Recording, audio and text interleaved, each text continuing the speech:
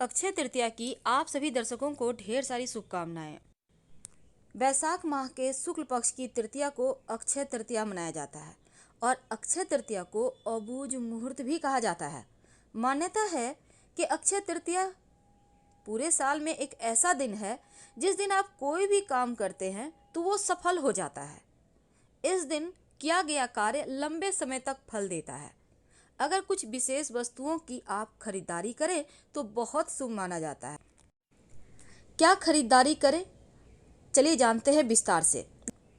तो अक्षय तृतीया पर खरीदारी करना बहुत शुभ होता है, लेकिन क्या खरीदें? देखिए, अक्षय तृतीया के दिन अबूझ मुहूर्त और स्वयं सिद्ध मुहूर्त इस दिन को कहा जाता है और इस दिन अगर धातु से बनी वस्तुएं खरीदें तो बहुत शुभ होता है, सौभाग्य बढ़ता है। मान्यता है इस दिन सोना, चांदी या उससे बने आभूषण खरीदें तो बहुत शुभ है, लेकिन हर व्यक्ति सोना चांदी हर वर्ष नहीं खरीद सकता, इसलिए इसके बदले में भी आप कुछ ऐसी वस्तुएं हैं जो आप खरीद सकते हैं। मान्यता है कि सोना चांदी या उससे बने आभूषण आप खरीदें तो बहुत शुभ होता है। आप इस दिन मकान की रजिस्ट्री करवा सकते हैं, अपना वाहन ले सकते हैं, धन संपत्ति से जुड़ा कार्य कर सकते हैं, अपना व्यापार शुरू कर सकते हैं और अक्षय तृतीया के दिन इसको अर्जित करने और स्थिर चीज़ों को रखने वाला दिन बताया गया है। तो इस दिन किया गया दान भी आपको प्राप्त होते रहता है। इस दिन जो भी आप दान करेंगे लंबे समय तक उसका फल प्राप्त होगा। तो अक्षय तृतीया के दिन कुछ विशेष प्रयोग किए जाते हैं। एक ऐसा पर्व है जिसका परिणाम का नाश ही नहीं होता, क्षय नहीं होता और अक्षय तृतीया पर आपका भाग्य ही बदल जाता है, धन बरसता है। आखिर कैसे? तो वैशाख शुक्ल पक्ष की तृतीया को अक्षय तृतीया कहते हैं और इस दिन सूर्य और चंद्रमा दोनों ही अपनी उच्च राशि में स्थित होते हैं। सूर्य साल भर में केवल एक महीने अपनी उच्च राशि में आते हैं, मेष राशि में, और इस अक्षय तृतीया के दिन सूर्य मेष राशि में और चंद्रमा वृषभ राशि में होते हैं। जब सूर्य और चंद्रमा अपनी अपनी उच्च अवस्था में हो तो इस तिथि को अक्षय तृतीया कहते हैं। आप ऐसे भी समझ लें, क्योंकि इस दिन सूर्य और चंद्रमा दोनों की कृपा मिलती है और भगवान परशुराम नर नारायण का अवतार भी अक्षय तृतीया के दिन हुआ था। अक्षय तृतीया के दिन बद्रीनाथ के कपाट खुलते हैं और साल भर में केवल इस दिन वृंदावन में बांके बिहारी के चरणों के दर्शन होते हैं। तो इस दिन का दान भी महत्व रखता है और खरीदारी भी महत्व रखता है। शादी विवाह, द्विरागमन, भूमि खरीदारी, तमाम शुभ मंगल कार्यक्रम की प्लानिंग भी इस दिन बना सकते हैं, लेकिन पूजा पाठ का ज़्यादा ध्यान है इस दिन का। कैसे करेंगे पूजा कि माँ लक्ष्मी प्रसन्न हो जाए? देखिए, सुबह सुबह अपने घर या नदी में जाकर स्नान करें। इसके आप चाहें तो घर में ही गंगा जल में मिलाकर पानी में नहा सकते हैं। फिर पूरे घर में गंगा जल का छिड़काव करें, माँ लक्ष्मी, भगवान श्री हरि विष्णु की पूजा करें और उन्हें चने की दाल, जौ का सत्तू, ककड़ी अर्पित करें। कोई एक भी वस्तु आप अर्पित कर सकते हैं, कोई एक, और मंत्र बोलें, ओम ह्रीं श्रीं लक्ष्मी वासुदेवाय नमः, ओम ह्रीं श्रीं लक्ष्मी वासुदेवाय नमः। दूसरा मंत्र है ओम विष्णवे नमः, ओम विष्णवे नमः। और तीसरा मंत्र है ओम श्रीं श्रेयाय नमः, ओम श्रीं श्रेयाय नमः।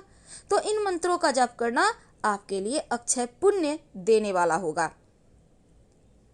इस दिन घड़ा, पानी का घड़ा, पानी भर कर घड़ा आपको दान करना है। जूता, छाता और चावल का दान करें तो उत्तम रहेगा गरीब व्यक्तियों में।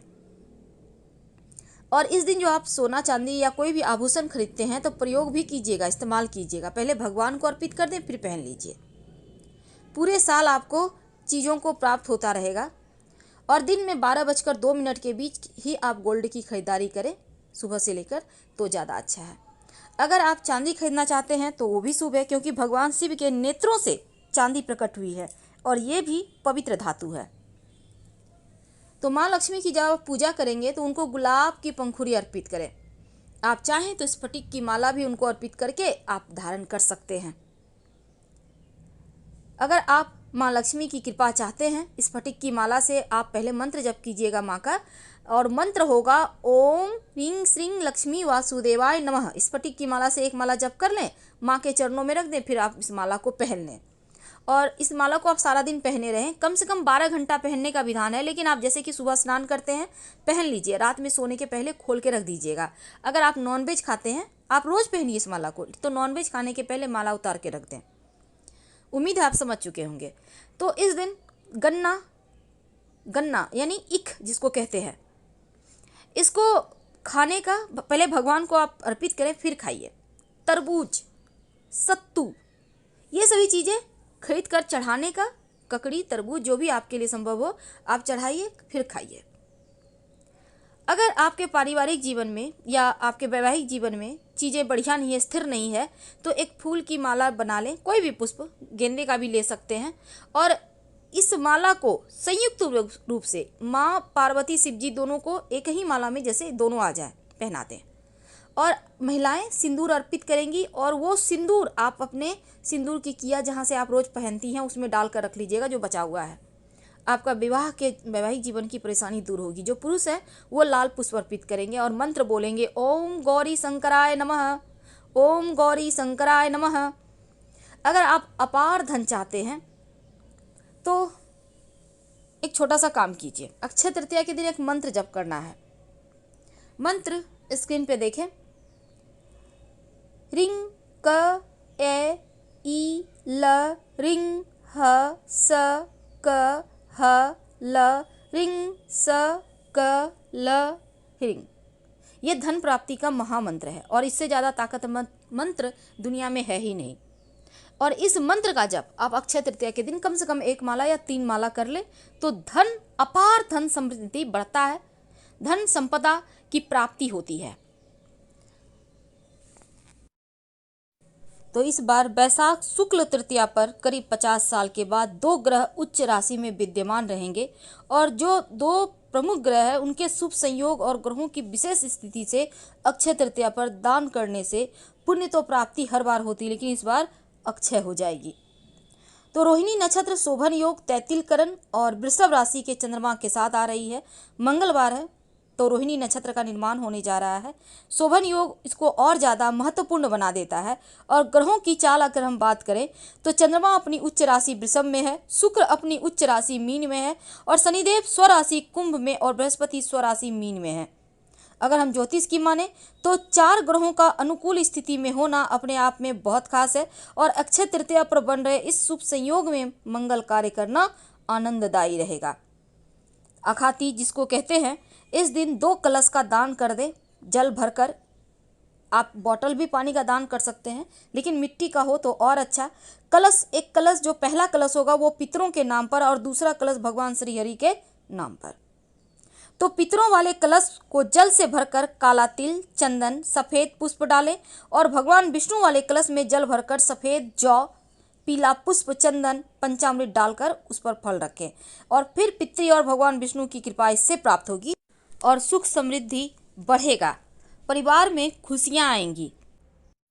बैसाख मास के शुक्ल पक्ष की तृतीया जो तिथि है, इस दिन को अक्षय तृतीया या अखा तीज मनाया जाता है, और इस बार ज्योतिष के अनुसार बहुत ही शुभ और दुर्लभ संयोग के साथ संपूर्ण फल देने वाला ये पर्व अद्भुत शुभ संयोग में आया है। तो इस अक्षय तृतीया के दिन विवाह, मुंडन, मांगलिक कार्य के लिए बहुत शुभ माना जाता है, और इस दिन खरीदारी का महामुहूर्त भी इस दिन को कहा जाता है। खासकर सोना खरीदना बहुत शुभ होता है अक्षय तृतीया के दिन।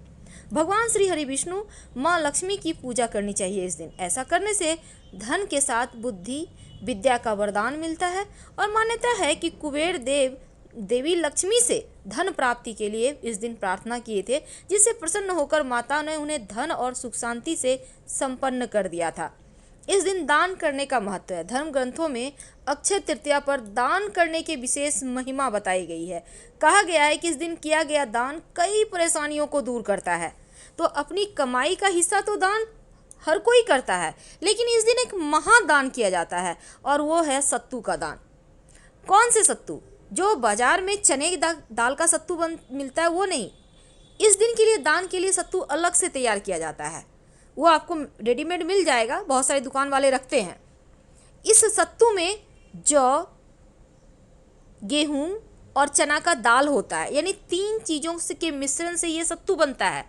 याद रखिए, जौ, गेहूं और चना का दाल, और इस मिश्रण से बनाया गया जो सत्तू है, इसका दान अगर आप एक चुटकी भर भी कर दें तो आपको अक्षय पुण्य की प्राप्ति होती है। बैसाख के महीने में अगर सत्तू का दान आप कर देते हैं तो जीवन की सारी मुश्किलें समाप्त हो जाती है। तो इस दिन वैसे तो बहुत सारी चीज़ें को दान करना जाता है, जैसे नमक है, शहद है, मटकी है पानी से भरा हुआ, या फिर आप वाटर बोतल भी कर सकते हैं, लेकिन मिट्टी के मटका का दान करने का विधान है। तो आप सत्तू का दान कीजिए, सत्तू खाइए भी। फिलहाल विदा लेंगे, तो फिलहाल आपसे विदा लेते हैं। हर हर महादेव। धन्यवाद।